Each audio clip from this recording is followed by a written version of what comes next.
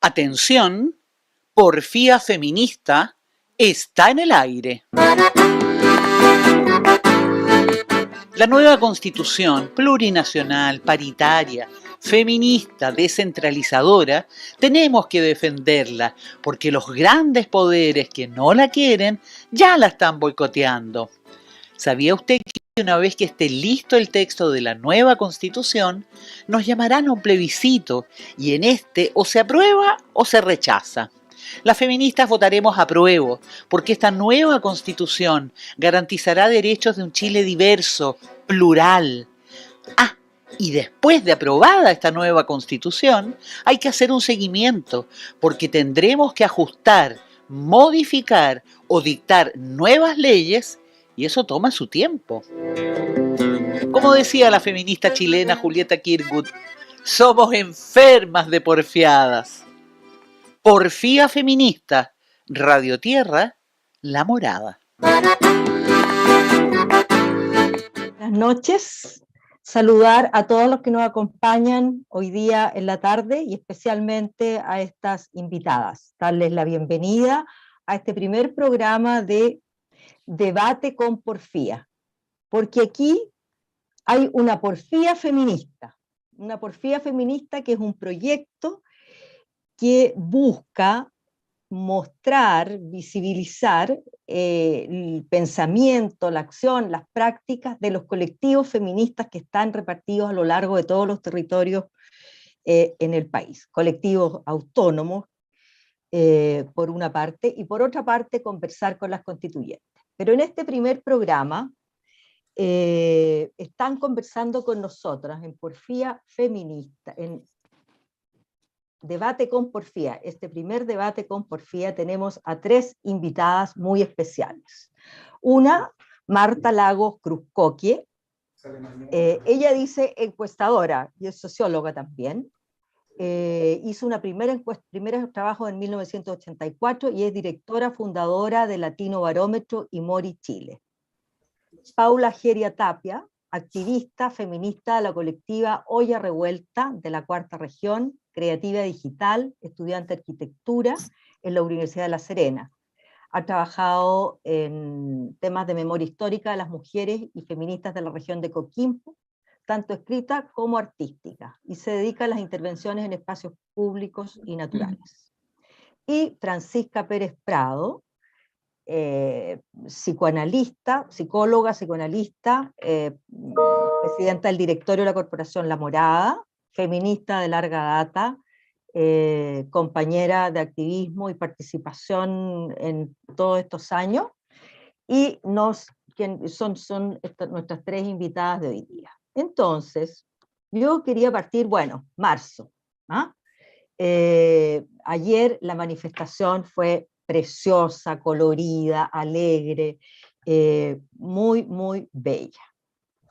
Y quería hablar a propósito de los 8 de marzo, o sea, tantas movilizaciones feministas que no fueron muy visibles en su tiempo, como por ejemplo el 2008 frente al rechazo del Tribunal Constitucional que prohibía la distribución de la píldora del día después en el sistema público. En el 2016 el Ni Una Menos, frente a la denuncia de violencia de género en Argentina, y, ¿no es cierto?, el caso de Florencia Aguirre, una menor de 10 años, ¿no es cierto?, que vivía, un caso aquí en Coyhaique. Bueno, miles de mujeres se movilizaron en distintas ciudades. Después tenemos el Mayo Feminista del 2018. Y el 2020, histórica, una marcha fantástica. La de ayer fue también increíble. Y yo miraba en Twitter, porque yo sigo a Marta, Y Marta dice ayer en un Twitter, en términos sociológicos, el gobierno nuevo ha comenzado hoy. Las mujeres jóvenes chilenas en las calles, las mujeres conscientes que están en el poder. Un comienzo post pandemia, un cambio de época. A partir de eso, preguntarte, Marta, ¿cómo tú te explicas el desarrollo del movimiento feminista, esta irrupción de los últimos años? ¿Qué cambios trae? ¿Ha afectado los poderes o no?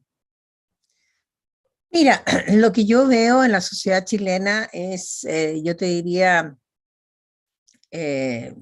desgraciadamente, a partir, yo diría, del escándalo de Caradima, es un proceso aceleradísimo de secularización, alejamiento de la Iglesia Católica, pérdida de confianza de la Iglesia Católica y pérdida de feligreses de la Iglesia Católica. Esto produce un cambio valórico muy significativo al interior de la sociedad chilena, donde hoy día somos el segundo país más agnóstico de la región. Esto produce también al mismo tiempo, ¿no es cierto?, una, yo diría, transformación, o más bien dicho, apertura de la sociedad chilena hacia una sociedad mucho más moderna, más racional, ¿no es cierto?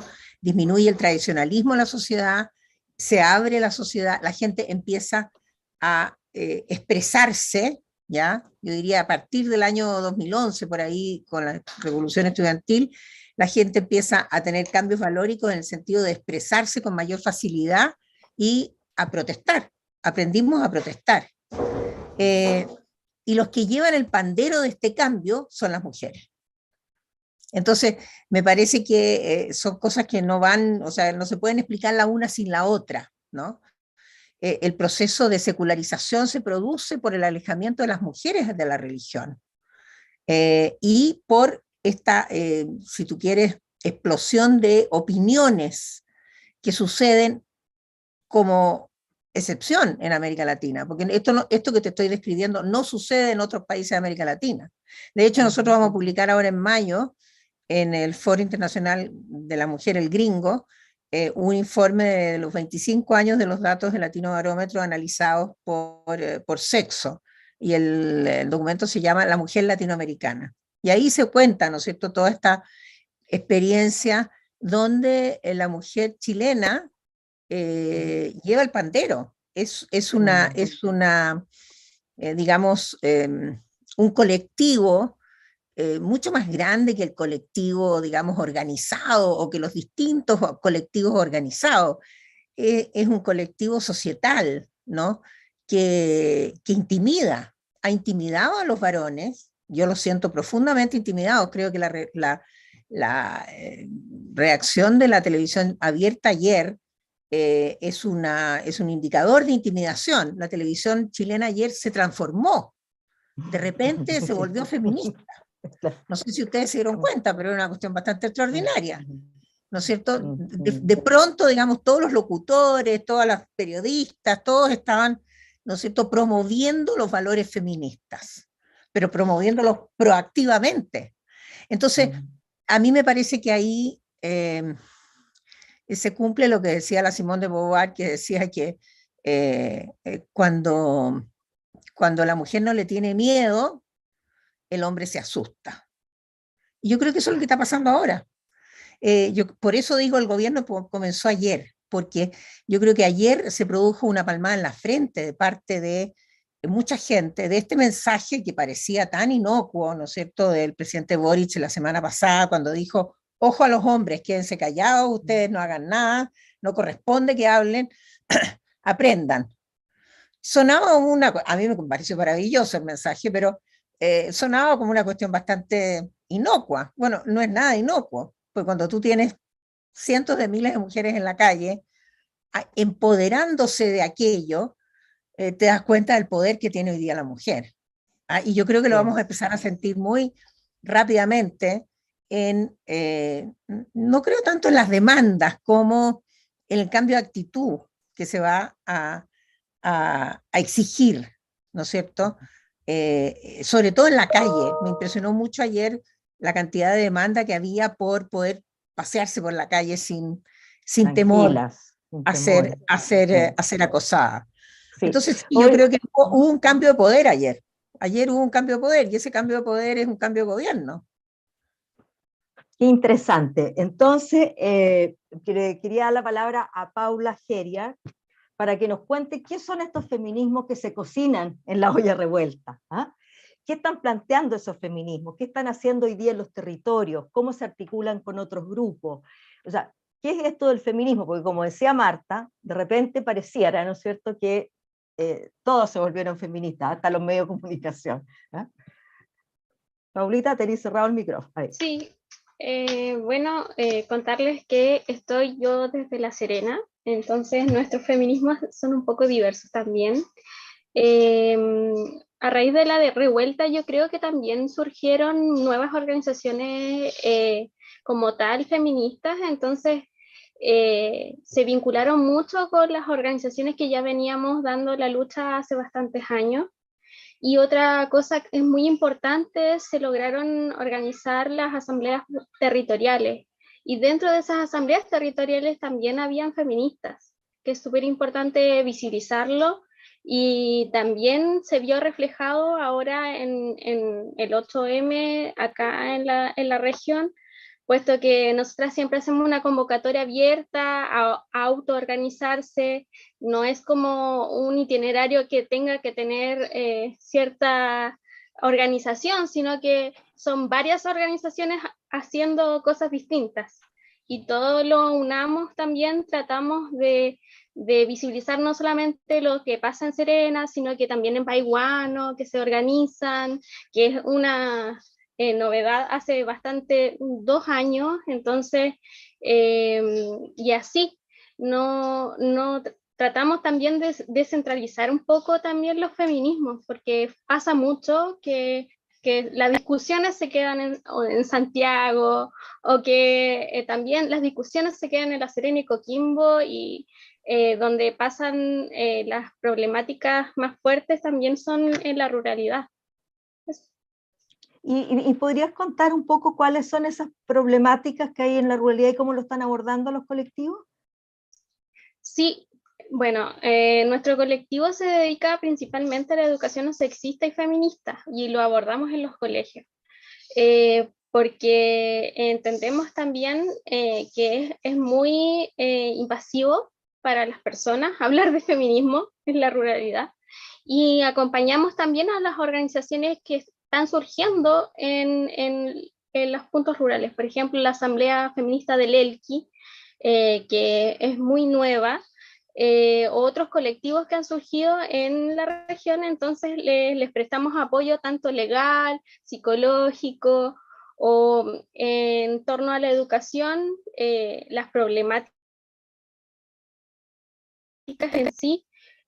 Hablamos de niñas que todavía así como en este siglo, hablan sobre querer ser madres para validarse como mujeres. Entonces, y nosotras que estamos acá, que convivimos en lo urbano, decimos como eso es del pasado, pero todavía ocurre. Y entonces esas son como las cosas que tenemos que ir desarticulando también ese discurso dentro de la ruralidad, y también el acoso callejero que existe mucho, que si bien acá en lo urbano podemos también decir zonas seguras, la ruralidad todos se conocen, entonces todos saben quién es el que acosa, pero no rompen el pacto de silencio. Entonces son desafíos, yo creo que hay que abordar. Ok, gracias Paula.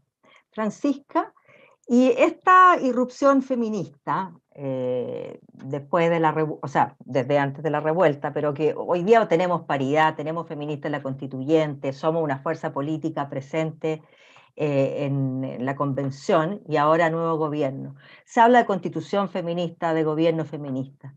¿Tú crees que estamos realmente frente a un gobierno feminista? Porque la verdad es que hasta hace 1 o 2 años hablábamos de equidad de género, hablábamos, ¿no es cierto?, de enfoque de género en las políticas públicas, y hoy día hablamos de feminismo.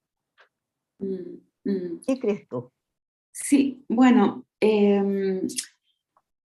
Me parece primero que para abordar esa pregunta es súper importante tomar el contexto que ha sostenido el protagonismo creciente de las mujeres y de las feministas en la política, que es un contexto, diría yo, me parece muy interesante lo que plantea Marta en un punto, bueno, Paula en otro. Efectivamente, el lugar de las feministas en la política es un lugar que no nace ayer, tampoco nace hace 20 años, o sea, tiene siglos para atrás, pero efectivamente durante las últimas décadas ha ido tomando una consistencia, un peso y una cualidad muy particular, que es la de abordar la política y la vida social en realidad desde ángulos muy distintos, desde los partidos políticos algunas, desde el movimiento autónomo otras, desde los territorios que empiezan a reconocerse como tales otras, en fin. Y eso, me parece, ha permitido que esta participación social de las mujeres tome también un carácter distinto, un carácter, me parece muy interesante lo que comentaba Marta a propósito de la secularización de la vida civil, muy relacionada con la secularización de las mujeres. Y me parece que eso tiene que ver con que en la medida en que las mujeres se toman el mundo público, pueden prescindir o poner en un lugar secundario a las instituciones. Y es una reflexión muy interesante que viene ya de los años 80 con Julieta Kirwood, ¿no? O sea, políticas autónomas que somos. Bueno, desde esa perspectiva justamente, a mí me parece que es raro y es contradictorio pensar en algo así como un gobierno feminista. Porque lo que las mujeres y las feministas descubrimos al ir apropiándonos del mundo social en sus distintos mundos propios también, es que justamente si hay una tensión fundante del patriarcado, es la tensión que introduce la institución misma, que implica prácticas de poder tan desiguales. O sea, yo no creo que pueda existir un gobierno feminista, creo que puede existir un proyecto de política inspirado de manera feminista. Pueden existir políticas públicas que tienen un carácter feminista, pero un gobierno feminista es difícil de conseguir, es contradictorio, es paradojal, me parece a mí. Puede haber una voluntad feminista que intenta materializar una cantidad que es programática, digamos, pero que es al mismo tiempo tensionante y contradictoria con las instituciones. Entonces, pensar en, bueno, en el momento de comienzo de este nuevo gobierno, ayer o pasado mañana, me parece que es un hito muy importante, pero quizás fundamentalmente por la promesa, la posibilidad, el desafío de respetar, de construir aquellos lugares en los que son las mujeres y las feministas quienes deben y debemos tener la voz. Y resguardar esos otros lugares, o esos mismos lugares, digamos, en que esa voz masculina, y muchas veces también esa voz patriarcal, debe atender, esperar su momento oportuno. Gracias, Francisca. Marta, te quería preguntar qué piensas de lo que dice Francisca, ¿ah? Respecto de, ¿no es cierto?, esta irrupción del feminismo y las tremendas tensiones, porque tú tienes una experiencia que viene y conoce y sabe bien de lo que es la política institucional. Claro, mira, a ver, yo diría que me parece que en términos de opinión pública, por lo menos, ¿no es cierto?, es perfectamente posible pensar que se instale la idea de un gobierno feminista. Eso no significa, ¿no es cierto?, que se pueda cumplir un cambio institucional de la profundidad que describe recién. No creo que la gente tampoco tenga en el horizonte cercano, si uno mira la evolución de la equidad de género en los últimos 10, 15 años, la gente sabe a la velocidad que vamos, nadie se hace ilusión respecto de la velocidad que vamos, que por supuesto se ha acelerado en el último tiempo, pero digamos que la brecha que queda, y eso es lo que vamos a mostrar nosotros en el documento, es gigante. y sobre todo hay un retroceso producido por la pandemia. Entonces sí se me ocurre a mí que se puede instalar la idea, que yo creo que a lo mejor es culturalmente lo central, ¿no es cierto?, desde la perspectiva de decir este es un gobierno feminista, de que hay otra mirada, y que esa mirada no estaba considerada antes, que se incorpora esa mirada y que en muchos casos va a dominar. Me parece que en eso podría consistir, digamos, desde el punto de vista de la imagen política, un gobierno feminista, que es un gobierno donde es imposible, como lo decía Isquia Siches ayer, ¿no es cierto? Ayer creo que lo dijo, bueno, por ejemplo, la lactancia, ¿no es cierto? Hasta qué punto, ¿no es cierto?, la sociedad ningunea la lactancia y de qué manera tú puedes institucionalizar el derecho, ¿no? Pero físicamente, ¿no es cierto?, teniendo, habilitando, ¿no es cierto?, lugares para que eso sea un hecho digno y no algo escondido adentro de un baño, como dijo ella. Yo creo que eso sí se puede instalar, ¿ah? Y yo creo que es muy plástico para los varones entender en qué consiste la mirada feminista. Una de las cosas que nosotros tenemos en el documento es el análisis de la agenda. Y lo que se ve claramente es que la agenda de las mujeres es distinta que la agenda de los hombres. Es completamente distinta. Entonces la mirada feminista, si aborda las demandas de las mujeres, si la agenda informativa logra transformarse, por eso me llamó tanto la atención ayer en la televisión, porque si la agenda informativa logra transformarse, enfocándose más en los aspectos que interesan de la agenda a las mujeres que aquellos de los hombres, ¿ya? A las mujeres les interesan mucho más los aspectos de la agenda que tienen que ver con su vida diaria, mientras que a los hombres les interesa mucho más todo lo que tiene que ver con el poder. Entonces, ¿de qué manera se va a balancear esto? ¿Y de qué manera se van a introducir aquellos elementos que sí le interesan, que sí son las demandas de agenda de la mujer? Yo creo que en ese sentido sí, el gobierno puede ser perfectamente feminista, es decir, desbalancear, ¿no es cierto?, el equilibrio anterior, incorporando nuevos elementos y haciendo, ¿no es cierto?, la paleta mucho más plural. Eso no significa que vaya a ser perfecto, pero sí en ese sentido me parece perfectamente, sobre todo porque, a ver, hay 14 mujeres súper potentes en el gabinete. Entonces, no creo que ellas se queden calladas. ¿Te fijas? Entonces yo creo que ahí va a haber una presión muy fuerte desde el interior del hacer política, ¿no? Donde muchas cosas pueden, tan, digamos, aparentemente triviales, como es, por ejemplo, la lactancia, cambiar la visión sobre la acción de la mujer y sobre las demandas de la mujer, que van desde caminar en la calle tranquila hasta, ¿no es cierto?, el problema de la lactancia.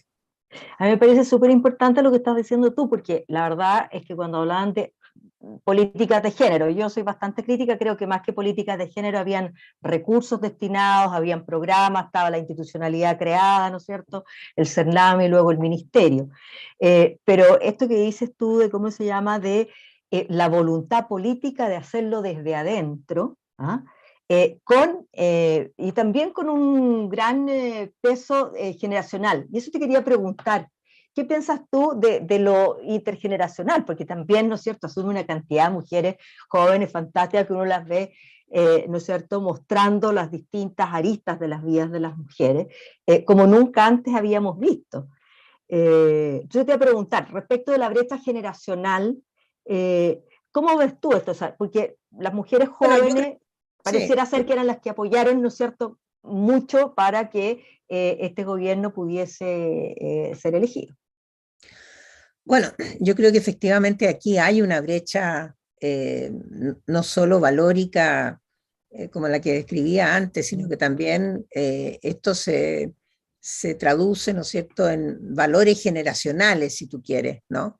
Donde la probabilidad de encontrar esos mismos valores en mayores de 50 años, por decir una fecha, digamos, 50 años vendría siendo aquellos que cumplieron 18 años en marzo del año 90, ¿no es cierto? Antes de marzo del año 90. Es decir, los que han vivido toda su época de socialización, digamos, adulta en democracia. Los que tienen más de 50 años, que son los que vivieron la dictadura y los que vivieron la caída de la democracia, tienen una visión distinta del mundo. Decididamente, hay dos Chiles ahí, ¿no es cierto?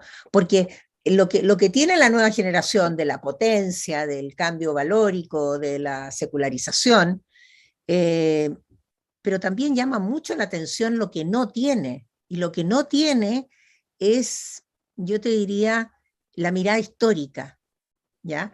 Y la mirada histórica pesa mucho en los mayores de 50 años, en los años de la dictadura, ¿no? Bueno, claro. el caso tuyo, por ejemplo, la Comisión de Claro, Derechos claro. Humanos, etcétera, etcétera, que la generación joven no logra, o sea, es como que a mí me hubieran hablado cuando yo entré a la universidad de Balmaceda.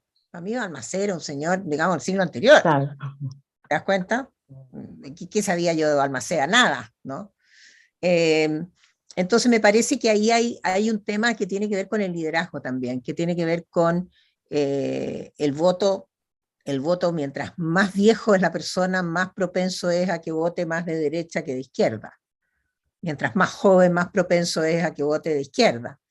Entonces hay una brecha ahí, valórica, que se cruza con la brecha de la secularización. Y se van conformando estos conflictos al interior de la sociedad, que bueno, no necesitamos explicarlo, los estamos viviendo, ¿no es cierto? Que es la confrontación de la visión nueva del futuro y la visión que intenta retener, ¿no? Donde yo creo que a mí de las cosas que me ha impactado en los últimos 2 días, la verdad es que han habido muchas declaraciones, pero una de las que me impactó fue la declaración de la presidenta del Senado, la Jimena Rincón, cuando dijo, bueno, si van a votar que se acabe el Senado, yo voy a votar rechazo. Porque esa sensación, ¿no es cierto?, de la defensa corporativa es lo que Chile está tratando de dejar atrás. ¿Te das cuenta? Entonces ahí donde se plasma esa división. A pesar de que tú podrías decir, mira, la Jimena Rincón es una persona bastante progresista, demócrata cristiana, que, en fin, etcétera. Sin embargo, hay un corte, ¿no es cierto? Y hay un momento donde eso se tilda. Y en ese tilde, ese es el tilde en que estamos.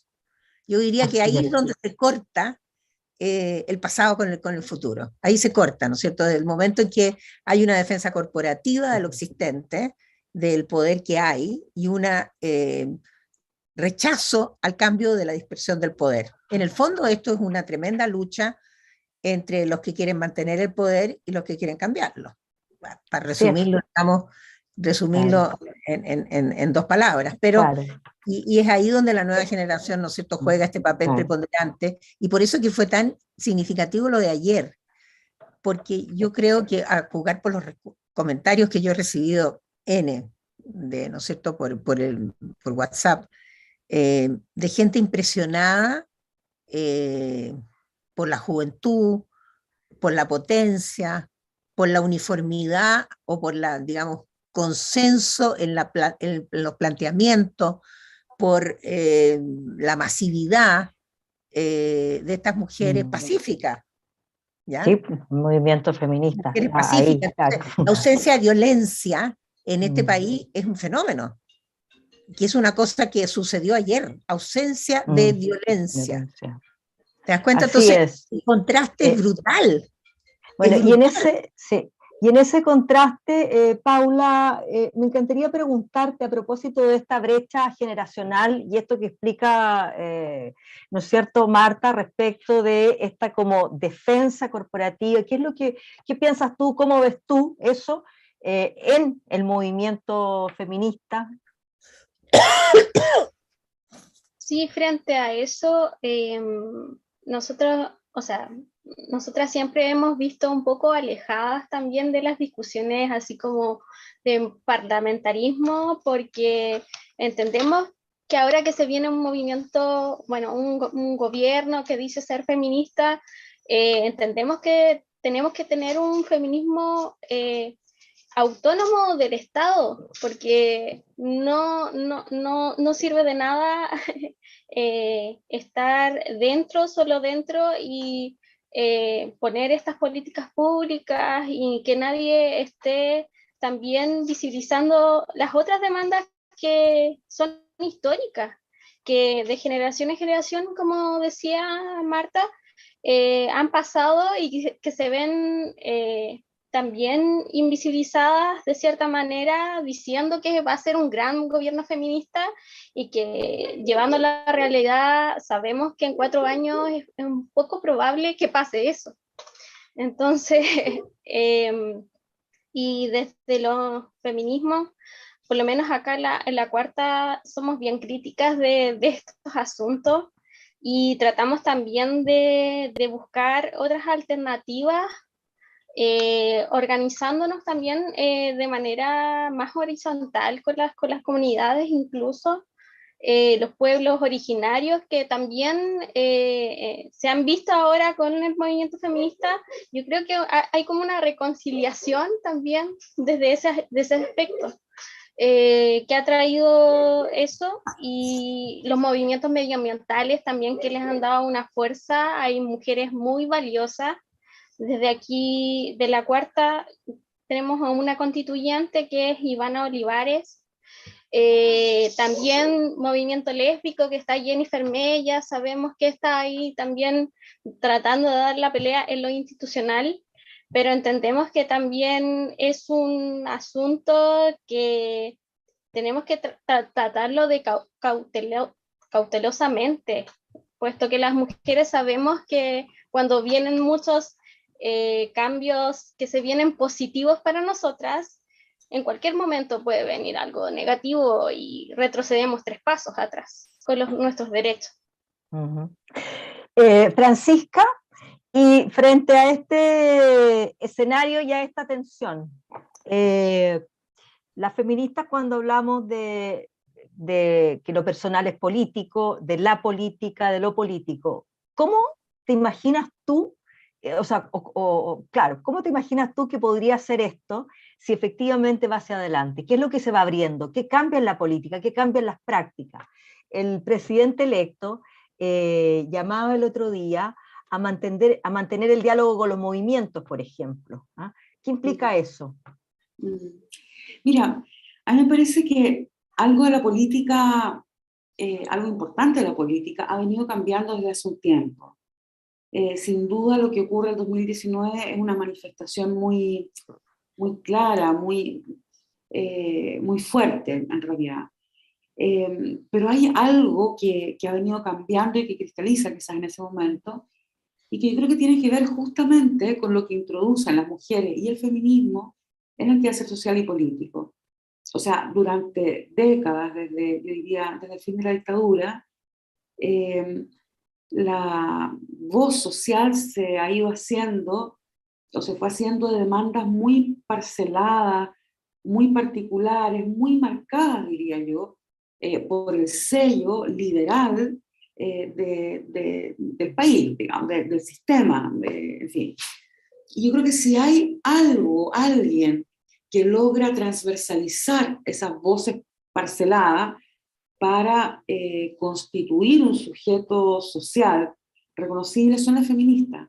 Es decir, lo que permitió pasar del no más FP, educación, no sé qué, a la nueva constitución, yo creo que va de la mano con un movimiento feminista que pone una palabra distinta en la voz de las calles, en la voz de los territorios, pero fundamentalmente en la política. Y una voz distinta que es esa que permite hablar tanto de la lactancia como práctica digna, lo voy a decir así, como del problema económico de la producción de los alimentos de manera sustentable y amigable, respetuosa con la tierra y el medio ambiente.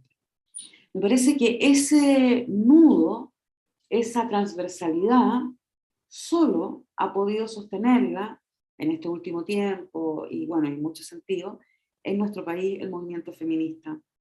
En ese sentido, no es casual que tengamos la primera asamblea constituyente o convención constitucional paritaria del mundo.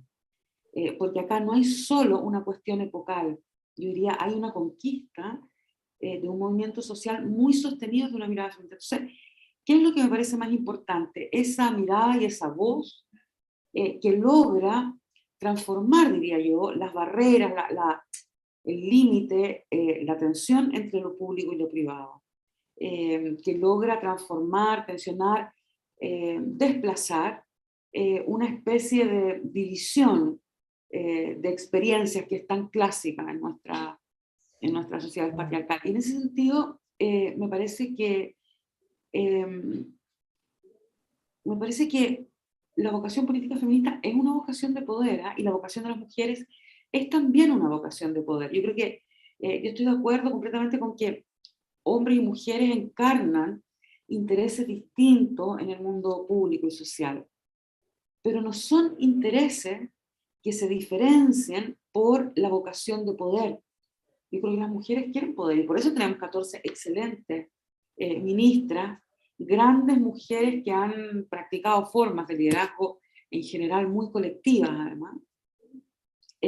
Pero yo creo que es importante no neutralizar esa potencia transformadora del feminismo. Y creo que cuando la identificamos con un gobierno, cuando la separamos de la vocación, la estamos neutralizando y la estamos convirtiendo en una categoría de análisis antes que en el nombre de un sujeto histórico y político. Y eso me parece muy, muy relevante. Entonces yo creo que esa es la transformación que introduce el feminismo en la voz, en la marcha, en la calle, en el territorio, pero fundamentalmente en la política. Y eso me parece tremendamente importante.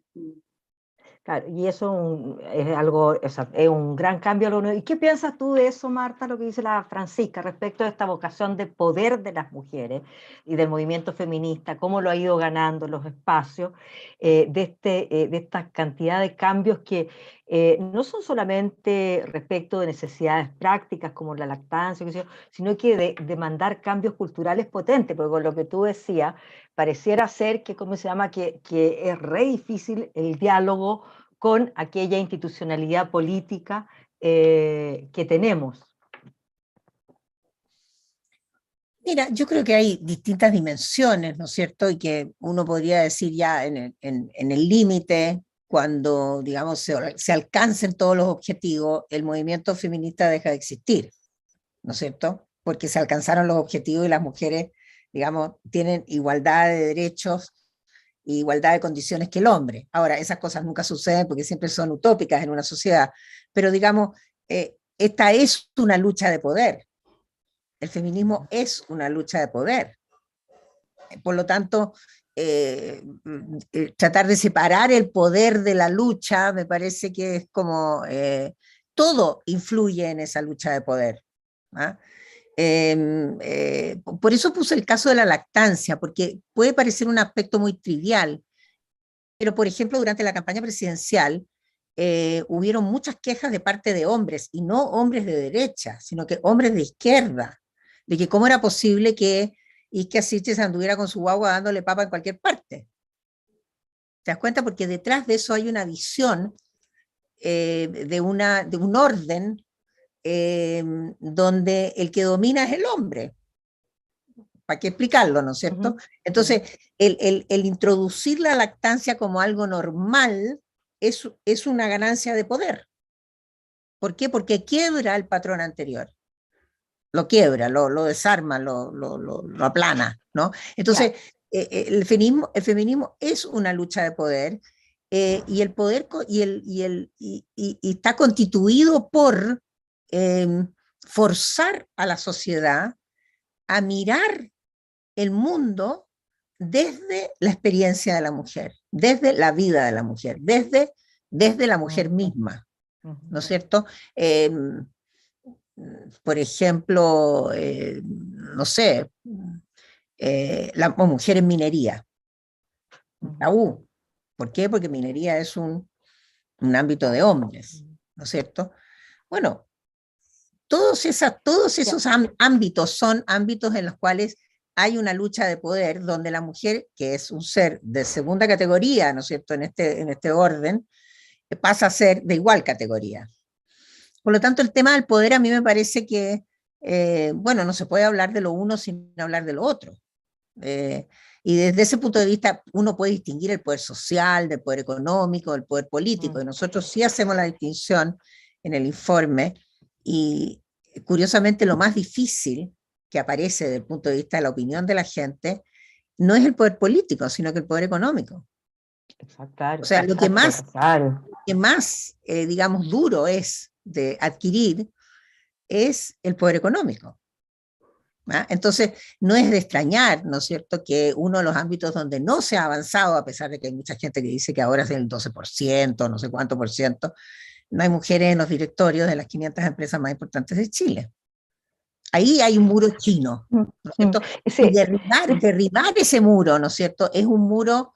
Yo ayer me agarré con Luxich a propósito del directorio de Antofagasta Minerals y de Banco de Chile, porque ellos tienen desconfianza de las mujeres, me consta.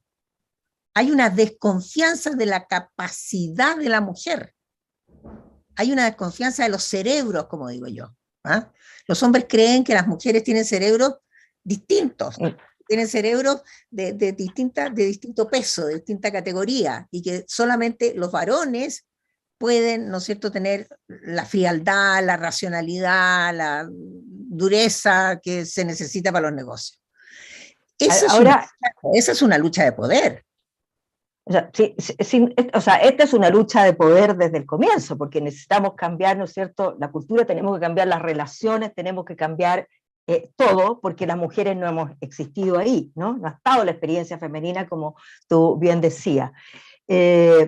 Bueno, vamos llegando al final. Quería darle la palabra a Paula, de nuevo a ustedes, y a Francisca, para empezar a cerrar. Ahora, creo que esta conversación sobre el poder es súper interesante porque las tensiones del poder que genera el movimiento feminista respecto del poder masculino, como lo que tú señalabas, es una cosa. Y por otro lado, cómo han sido las prácticas políticas, que es lo que tú decías. O sea, cómo es posible que gente que uno piensa que piensa, ¿ah?, diga algo así, ¿ah?, como no se puede. O sea, hemos escuchado tanto de eso este último tiempo. ¿Ah?